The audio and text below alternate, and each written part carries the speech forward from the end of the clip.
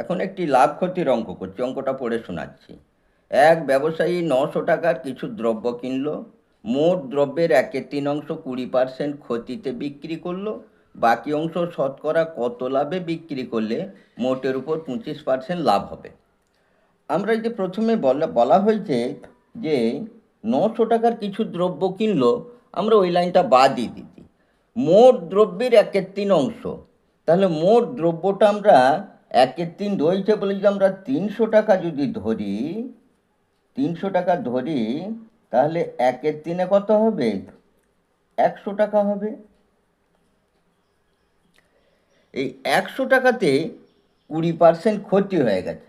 আমরা 20% ক্ষতি মানে এইটা লিখতে পারি -20, এইটা লিখতে পারি, এটা ক্ষতি হয়ে গেছে।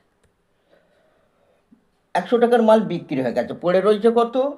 300-র মধ্যে 100 চলে গেলে 200 টাকার মাল পড়ে রয়েছে।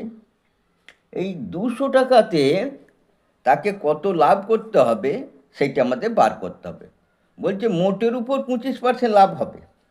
300 টাকাতে 25% লাভ হলে 100 টাকায় 25 টাকা, 300 টাকায় সে 75 টাকা লাভ করবে। এই মোট এই লাভটি করবে, কিন্তু 20 টাকা যে ক্ষতি হয়ে রয়েছে। তাহলে এই 200 টাকাতে কত লাভ করতে হবে?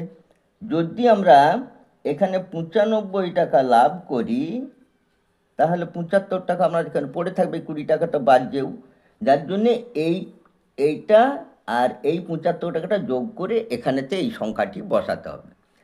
তাহলে এই 95 টাকাটা লাভ কত টাকায় করবে? না, এই 200 টাকাতে 95 টাকা লাভ করবে। তাহলে শতকরা কত লাভ করবে? 100 দিয়ে গুণ করে দেবো, এটা কেটে গেল, এটা কত হবে? না 2 4 8, 2 7 14, 1 2। তাহলে 200 টাকায় আমাকে এই পার্সেন্টেজে লাভ করতে হবে।